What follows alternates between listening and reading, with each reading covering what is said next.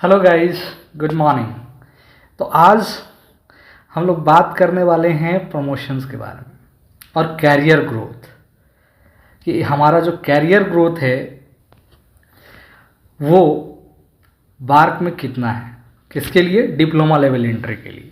कहने का मतलब ये है कि जब आप cat one trainee as a join करते हैं डिप्लोमा पर, सारे ब्रांच चाहे जो भी ब्रांच हो, तो वो उनका प्रमोशन कितना तक होता है और उनकी लास्ट सैलरी जो एंड स्टेज का प्रमोशन है वहाँ पर उनकी बेसिक सैलरी कितना होता है, इन सब के बारे में आज हम लोग डिटेल से देखेंगे, वन बाय वन करके। क्या नॉर्म्स हैं, क्या रूल्स हैं, कैसे होता है, और भी बहुत कुछ है। तो चलिए हम लोग देखते हैं आगे। और इसके सैलरी के बारे में ऑलरेडी हमने साइंटिफिक असिस्टेंट सी का जो इनिशियल सैलरी है, जो अलाउंसेस है, उसके बारे में डिस्कस किया है। और इससे रिलेटेड वीडियो आपको मेरे चैनल पर मिल जाएगा और मैंने उसका डिस्क्रिप्शन जो है, डिस्क्रिप्शन में उसका लिंक मैंने डाल दिया है। तो चलिए बात करते हैं सबसे पहले हमारा साइंटिफिक असिस्टेंट C2D के लिए। तो देखिए, सबसे पहले जब आप ट्रेनिंग कंप्लीट करते हैं 2 इयर्स का, ठीक है, तो 2 इयर्स के ट्रेनिंग कंप्लीशन के बाद आप बनते हैं साइंटिफिक असिस्टेंट C। इस दौरान आपको क्या मिलता है? 24,000 और 26,000, 1 ईयर 24, 26। इसके बारे में पूरा डिटेल से मैंने बताया है, ठीक है। अब हम डायरेक्ट बात करते हैं कि भाई साइंटिफिक असिस्टेंट C बनने के लिए, ये तो 2 साल हो गया ट्रेनिंग पीरियड। अब अगर हम C हैं ऑलरेडी साइंटिफिक असिस्टेंट, तो हमको D में जाने के लिए कितने साल का मिनिमम टाइम पीरियड चाहिए होता है? तो मिनिमम टाइम पीरियड हमको चाहिए होता है 4 इयर्स का। उसको हम लोग रेसिडेंशियल पीरियड बोलते हैं। क्या बोलते हैं? Residential period. अब इस 4 ईयर के रेसिडेंशियल पीरियड में क्या है कि आपके पास A1 ग्रेड होना चाहिए। क्या होना चाहिए? A1 ग्रेड, एक्सीलेंट होना चाहिए। क्या होता है कि एनुअल परफॉर्मेंस रिपोर्ट होता है, जिसको शॉर्ट में कहते हैं APAR। हर साल ईयर के ख़त्म होने पर आपके जो भी डिवीज़न हेड होंगे या जो भी आपके बॉस होंगे, वो क्या करेंगे कि आपका जो एनुअल परफॉर्मेंस कैसा रहा उसके आधार पे आपको ग्रेडिंग देंगे। और वो ग्रेडिंग अगर A1 रहता है तो आप 4 साल में जाएंगे, अगर वो A2 रहता है तो 5 साल में जाएंगे। इसी तरीके से अगर वो A3 या B1 रहता है या B+ रहता है तो आप 6 साल में जाएंगे। अब होता क्या है कि जैसे मान लो कि हम पहला बार गए, तो पहला बार में हो सकता है कि प्रमोशन मिले भी या नहीं भी मिले। ज़्यादातर केसेस में मिल ही जाता है। अगर नहीं मिला तो 5वां साल तक A1 वाले को प्रमोशन मिल जाता है। तो ओवरऑल आप ये मान के चलो कि 4 से 5 साल होते होते ऑलमोस्ट सभी का प्रमोशन हो जाता है। और ऑलमोस्ट सभी बंदे A1 ही रहते हैं। कुछ ही होते हैं जिनका थोड़ा बॉस के साथ नहीं बनता है, तो उन लोगों का क्या होता है कि उन लोगों का ग्रेड थोड़ा ख़राब होता है, तो वो 5वें साल जाते हैं। लेकिन ऐसे जनरली सभी लोग A1 में चले जाते हैं और साइंटिफिक असिस्टेंट C से D के लिए या तो वो 4था साल या 5वां साल में बन ही जाते हैं। अब हम बात करते हैं कि साइंटिफिक असिस्टेंट D जब बने, ठीक है, तो उसके पहले और क्या हुआ? तो उसमें एक इंटरव्यू होता है। क्या होता है? इंटरव्यू होता है। उसमें इंटरव्यू आपको क्लियर करना होता है और इस इंटरव्यू के क्लियर करने के बाद ही आपको साइंटिफिक असिस्टेंट D बनाया जाता है। और क्या होता है इस दौरान कि इसमें एक खास बात ये रहा कि यहाँ पर 100% प्रमोशन हो सकता है। कहने का मतलब है कि अगर साइंटिफिक असिस्टेंट C से D जाने के लिए अगर 5 कैंडिडेट गए इंटरव्यू देने, हो सकते हैं 10 कैंडिडेट गए, तो हो सकता है कि 10 का प्रमोशन हो जाए। तो ऐसा होता है। जबकि दूसरे डिपार्टमेंट क्या होता है कि लिमिटेड होता है कि भाई जितना गया उसका 60% ही मिलेगा। 60% मिलेगा, 50% मिलेगा, किसी में 80% मिलेगा। तो ये यहाँ पर एक प्लस पॉइंट हमें दिखता है कि 100% है। हो सकता है सारे बच्चों का प्रमोशन हो जाए, हो सकता है कि 1-2 का बचे या 2-3 का बचे, तो नेक्स्ट टाइम उनका प्रमोशन हो जाए। अब हम बात करते हैं साइंटिफिक असिस्टेंट D का जो सैलरी है वो क्या है। तो ये जो है लेवल 8 में आता है। किस में आता है? लेवल 8 में, ठीक है, ये लेवल 8 में आता है, जिसका बेसिक होता है बाबू 47,600। कितना होता है? बेसिक। ये बेसिक हो गया। अगर हम बात करें कि अगर इसका कैलकुलेशन करते हैं अभी के रेट में, तो आप 50% DA मान लो। अभी 50% DA है, DA हो गया 50%, है ना। तो DA 50% हो गया और HRA आपका क्या है, 30% है। कितना है, 30% है, ठीक है। तो ओवरऑल आप ये मान के चलो कि इसमें जो आपकी सैलरी है वो अप्रॉक्सीमेटली 90 से 95 हज़ार के आसपास आ जाता है। 90 हज़ार रुपया मान के चलो, 80 से 90 हज़ार रुपया जो है इसमें सैलरी आपकी बन जाएगी। किस में, साइंटिफिक असिस्टेंट डी में। इसके अलावा जो अदर अलाउंसेस है वो मैंने कंसीडर नहीं किया है। अलाउंसेस से रिलेटेड जो भी है आप वीडियो देखिए, जो लिंक दिया गया है डिस्क्रिप्शन में, उससे रिलेटेड आपको सारा चीज़ें अलाउंसेस पता चलेगा, तो और पता चलेगा कि और कितना एडिशनल होता है। ये हो गया डी। अब उसके बाद आते हैं साइंटिफिक असिस्टेंट डी से अगला जो प्रमोशन होता है वो D1 का होता है। किसका होता है, D1 का होता है। अब यहाँ ध्यान देना कि ये वाला जो पोस्ट है साइंटिफिक असिस्टेंट D1, ये पहले नहीं हुआ करता था। ये कब लागू हुआ है, 2022 में लागू हुआ है। पहले क्या था कि डायरेक्ट लेवल 8 से लेवल 10 में जाते थे, लेकिन अभी चूंकि संशोधन हुआ कुछ, और संशोधन हो करके इसको D और E के बीच में D1 को लाया गया। तो इसमें क्या है ये समझते हैं। इसमें भी सेम है, कूलिंग पीरियड वही रहता है। जो रेसिडेंशियल पीरियड है हमारा 4 इयर्स का रहता है अगर A1 है तो, फिर वही 5 ईयर 6 ईयर ऐसे करके है, A1 A2 A3 या B+ रहा तो। अब इसमें अगर हम सैलरी की बात करें तो ये जो जॉब है वो लेवल 9 का है। किसका है, लेवल 9 का। अब लेवल 9 में जो हमारा बेसिक होता है उसका बेसिक अमाउंट है 53,000। कितना, 53,100। अब इसका अगर आप फिर से कैलकुलेट करते हो कि कितना जाएगा, तो अप्रॉक्सीमेटली आप इतना मान के चलो कि इसमें भी अप्रॉक्सीमेटली जो है ये 95 के आसपास हो जाएगा। साइंटिफिक असिस्टेंट डी जो है तुम्हारा आपका जो है 90 के आसपास रहेगा और ये 95 के आसपास हो जाएगा। जिसमें क्या क्या कंसिडर किया है मैंने, बेसिक प्लस DA अभी का जो रेट चल रहा है 50%, प्लस HRA। कितना है HRA, अभी 30% है, ठीक है। तो आप अगर ये मान के चलें 30% हो गया। अब ये टोटल 90 हज़ार, बस इतना ही कंसिडर किया है। अगर आप TPT कंसिडर करते हैं तो 6-7 हज़ार और कंसिडर कर लो, 6 हज़ार TPT कंसिडर कर लो इसमें, तो ये आपका जो है टोटल 95-96 के आसपास अप्रॉक्स बनेगा आपका सैलरी। अब इसमें कुछ डिडक्शंस हो सकते हैं, जैसे NPS के डिडक्शंस होंगे, इनकम टैक्स के कुछ डिडक्शन हो सकते हैं। तो एक मिनिमल डिडक्शन होते रहता है, वो सब में अप्लीकेबल होता है। आप जितना भी आप जाएंगे, ठीक है, अगर आपकी इनकम जो है 5 लाख से अधिक होती है ओल्ड वाले इनकम टैक्स के सिस्टम के अनुसार, तो वो आपका ऑटोमेटिक इनकम टैक्स डिडक्ट होगा। और साइंटिफिक असिस्टेंट ये हैं तो आपकी सैलरी तो भाई इतनी रहती है कि टैक्स आपसे सरकार लेगी ही लेगी। तो ये है आपका scientific assistant D to D1। उसके नेक्स्ट होता है बाबू D1 to E। तो इसमें भी क्या होता है कि इसका भी जो कूलिंग पीरियड है वो 4 इयर्स का है। कितने का है, 4 इयर्स का है। कब, A1 ग्रेड में। अगर आपका ग्रेड खराब होता है तो 5 साल भी हो सकता है, 6 ईयर भी हो सकता है ना। वो ग्रेड मैंने आपको बताया ऑलरेडी, A2 हो गया, B+ हो गया, ऐसे करके होता है। तो अगर ग्रेड्स खराब होते हैं तो आपको 5 साल भी हो सकता है कूलिंग पीरियड, 6 साल भी होता है। लेकिन अगर चूँकि जनरली ऐसा होता नहीं है, ऑलमोस्ट हो ही जाता है, वो 2-4% होते हैं तब उनका जो है 5 साल होता है। तो इसका भी ऑलमोस्ट सेम सिनारियो है, सेम कंडीशन है कि मिनिमम 4 साल आपको लगेगा।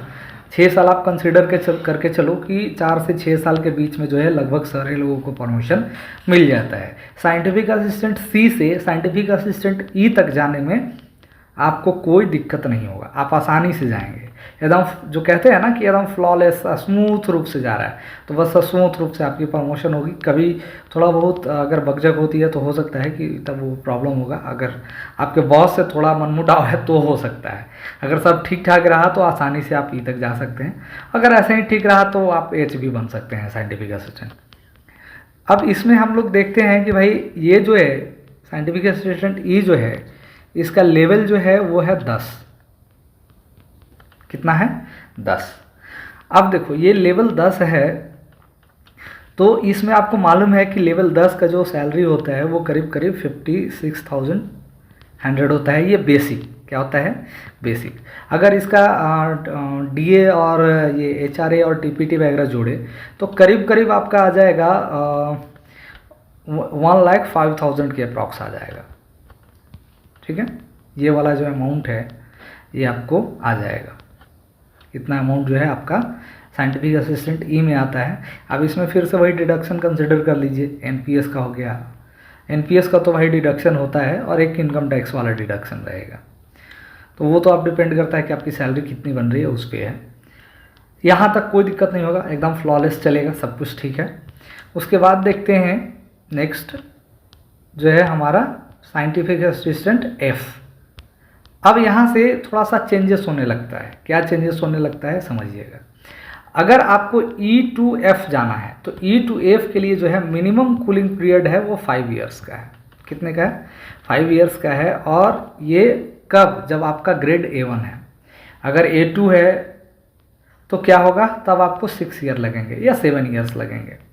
तो ऐसे केस में ये जनरली देखा गया है कि 5 to 8 ईयर्स होते होते लोगों को प्रमोशन मिल जाता है। लेकिन अगर जिनका ग्रेड खराब होता है तो थोड़ा सा और डिले कंसिडर किया जा सकता है।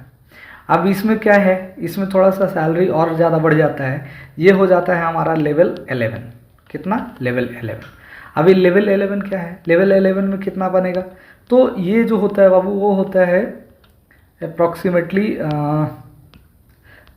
67,700। अगर आप इसको कंसिडर करते हैं कि इसमें कितना बनेगा तो आप कैलकुलेट कर लीजिए।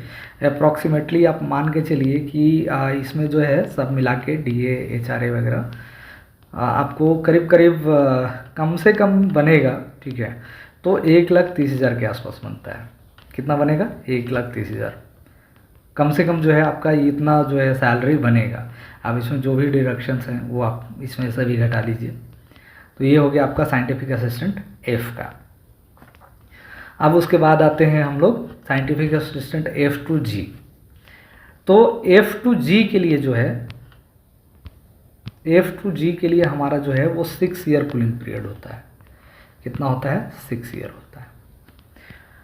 F2G के लिए 6 ईयर होता है। और इसमें कौन सा ग्रेड होना चाहिए, A1 ग्रेड होना चाहिए। मतलब आपका जो परफॉर्मेंस होना चाहिए वो एक्सीलेंस होना चाहिए, अच्छा होना चाहिए। और जनरली कुछ परफॉर्मेंसेस जो हैं वो बॉस पे डिपेंड करता है। अगर आपका बॉस के साथ झगड़ा नहीं है, मनमुटाव नहीं है, तो आप मान के चलो कि A1 मिलेगा, है ना। अगर बॉस कह रहा है तो आप सुनिए, तो ऑलमोस्ट आपको A1 ही मिलेगा। अब एप से जो क्या है कि प्रमोशन थोड़ा डिले होने लगता है, क्योंकि प्रमोशन सबको मिलता नहीं, वो थोड़ा सा ज़्यादा हाइक हो जाती है ना। तो इसमें एक अच्छा खासा हाइक देखने को मिलता है। और ये 6 ईयर मिनिमम रेसिडेंशियल पीरियड होता है। क्या होता है, मिनिमम रेसिडेंशियल पीरियड। आपका 8 भी हो सकता है, अगर ख़राब रहा तो 7 भी हो सकता है, 8 भी हो सकता है रेसिडेंशियल पीरियड, तो वो अलग बात है। हाँ, वन मोर थिंग, ये सब जो जितने भी प्रमोशन है उसके लिए आपको कोई एडिशनल क्वालिफिकेशन की ज़रूरत नहीं पड़ती है। अगर आप डिप्लोमा पे गए हैं, डिप्लोमा के अलावा आपको कुछ और पढ़ने का मन नहीं है, बस जॉब करना है, बस ये सोच लेना है कि चलो मेरा जॉब हो गया, शादी हो जाए, 2 बच्चे हो जाएं, एक गाड़ी हो जाए, इनफ है, तो बस समझ लो कि फिर आप कुछ नहीं कर रहे हो, तो इतना जा सकते हो आप। ठीक है, कोई दिक्कत नहीं है। अब ये हो गया। अब इसमें लेवल की अगर हम बात करें तो ये होता है लेवल 12। क्या होता है, लेवल 12। इसमें जो बेसिक सैलरी होता है बाबू वो होता है आपका 78,800 रुपीज़। कितना होते हैं, 78,800। ये जितना भी है वो हम 7 CPC के अकॉर्डिंग बता रहे हैं। ठीक है, अगर 8 CPC आता है तो हो सकता है कि चेंजेस हो। तो बेसिक होता है 78,800 रुपीज़।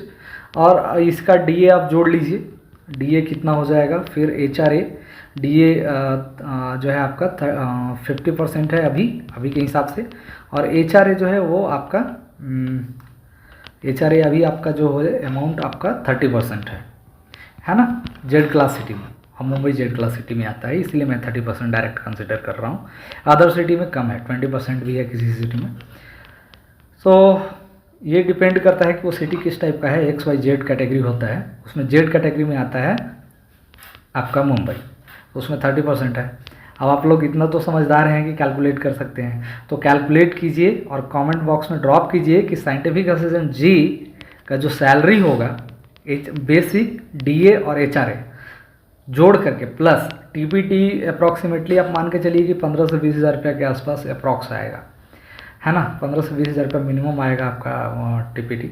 तो वो आप देख लीजिए एक बार, उसका एग्जैक्ट डाटा अवेलेबल नहीं है अभी, तो वो आप ऐड कर लीजिए और ऐड करके कमेंट कीजिए कि आपको कितना आ रहा है। और ये सब जितना भी मैं आपको सैलरी बता रहा हूँ जस्ट प्रमोशन की बात की सैलरी बता रहा हूँ। अगर प्रमोशन से 1 साल होता है तो 3% पे आपके बेसिक के इंक्रीमेंट होंगे। अगर 3% बेसिक बढ़ा तो सब में बढ़ोतरी होगी। क्यों? क्योंकि सब जो है डिपेंड होता है किस पर, बेसिक पर ही। उसके बाद आगे देखते हैं जी से एच के लिए। अच्छा, वन मोर थिंग, एक बात और है कि अभी जो जी से एच है, क्या जी से जो एच है, इसमें अभी तक कोई पीरियड्स डिसाइड नहीं किए गए हैं कि भाई रेसिडेंशियल पीरियड कितना होगा। अभी ये बाद में इसके गाइडलाइंस आएंगे, अभी तक कोई गाइडलाइंस नहीं आया है। अगर कोई गाइडलाइंस आता है तो मैं अपडेट करता हूँ।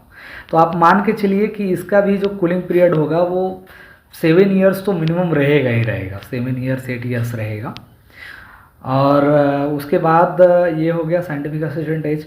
अब इसमें लेवल क्या होता है बाबू? तो लेवल होता है, बहुत ही शॉकिंग है, वो है हमारा 30।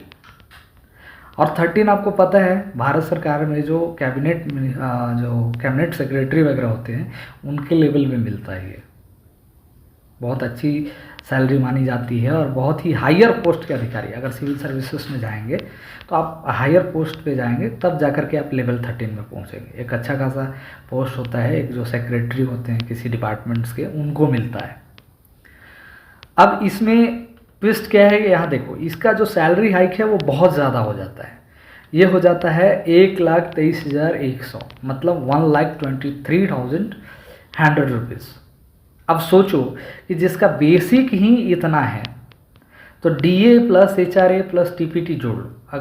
अगर आप क्वार्टर्स नहीं लेते हो तो एचआरए मिलेगा, अगर आप क्वार्टर्स ले लेते हो तो एचआरए कट हो जाएगा। अब एचआरए जब आप कट हो जाएगा आपका, तो आप बस वो 30% हटा लो। क्योंकि क्या होता है कि कुछ लोग घर ले लेते हैं, जहाँ पर पोस्टिंग होती है वहीं पर वो फ्लैट ले लेते हैं शहर में। क्योंकि आपका जो उस समय जो एचआरए आ रहा होता है वो पता चलता है कि एचआरए जो है वो आपके फ्लैट की ईएमआई के बराबर है। तो लोग सोचते क्या है कि अरे फ्लैट का ईएमआई दे रहे हैं तो बेहतर है कि रेंट देने से ईएमआई भरें, वो अपना 60 साल के बाद जो है वो फ्लैट मेरा हो जाएगा। तो इसलिए लोग क्या करते हैं कि वो ले लेते हैं, है ना। तो ये हो गया। तो इसमें आप मान के चलिए अप्रॉक्सीमेटली कि 2.25 लाख से लेकर के 2.5 लाख तक की आपकी जो है आपकी ग्रॉस सैलरी बन सकती है। और ये अभी हाल ही में इंट्रोड्यूस हुआ है, इसको इंट्रोड्यूस हुए ज़्यादा दिन नहीं हुआ है। 1 सितंबर 2022 से इसको इंट्रोड्यूस किया गया साइंटिफिक असिस्टेंट एज को। इसके पहले जो था वो जी तक ही था, 2022 से पहले वो साइंटिफिक असिस्टेंट जी ही था, इसके ऊपर का प्रमोशंस नहीं होता था। तो ये है आपका ओवरऑल। अब हम बात करते हैं कि सर ये तो हो गया कि भाई हम लोग एक ही कैडर में हैं। क्या है कि बार्क में 3 कैडर हैं, एक साइंटिफिक असिस्टेंट कैडर है, एक टीओ कैडर है और एक जो है साइंटिफिक ऑफिसर का कैडर है। अब ये 3 कैडर हैं, तो 3 कैडर में हम लोग अगर मान लो कि कोई बंदा अगर जाना चाहता है, अगर उसने एडिशनल क्वालिफिकेशन एक्वायर कर रखा था पहले से, कैट 1 ट्रेनिंग के पहले से, तो क्या वो टीओ बनेगा, क्या वो एसओ बनेगा? ये सारी चीज़ें जो है हमें देखना पड़ता है। अब वो हम कैसे देखेंगे, कैसे पता चलेगा? ठीक है, तो इन सब के बारे में मैं डिटेल से बात करूँगा कि हाँ भाई आप ऐसे से एसओ बन सकते हैं या टीओ बन सकते हैं कि नहीं, आपका डिपार्टमेंटल एग्ज़ाम होगा तो कैसे होगा, आपको क्या होगा। अगर वो वीडियो चाहते हैं कि मैं ये वीडियो लाऊं कि ट्रैक चेंज कैसे होता है और आप ऐसे से टीओ कैसे बनेंगे या एसओ कैसे बनेंगे या एसओ बनेंगे या नहीं बनेंगे, तो इन सब के बारे में हम अगर आप जानना चाहते हैं तो इसको आप क्या कीजिए, शेयर कीजिए, सो दैट कि इसका व्यूज़ जो है वो 5 के हो जाए और लाइक्स कम से कम 1 के हो जाए। लाइक्स 1 के हो जाता है और व्यू 5 के हो जाता है तो डेफिनेटली मैं जो नेक्स्ट वीडियो लाऊंगा, ठीक है, वो इनमें ये सारे टॉपिक्स होंगे कि is that track change possible है, क्या हम ऐसे से टीओ बन सकते हैं, या एसओ बन सकते हैं, ये कैसे पॉसिबल है, क्या कोई डिपार्टमेंटल एग्ज़ाम होता है, क्या इंटरव्यू होता है, और ये एसटीपीटी क्या है। बेसिकली एसटीपीटी वही है, उसी के थ्रू होता है ना। तो इन सब बातों को जानने के लिए बने रहिए हमारे साथ और इसे 5 के व्यूज़ तक पहुंचाइए और 1 के लाइक्स तक पहुंचाइए, सो दैट कि नेक्स्ट टाइम मैं इन सारे टॉपिक्स पे आपको वीडियो बना के और डाटा कलेक्ट करके वीडियो बना कर आपको दे सकूं। तब तक के लिए धन्यवाद।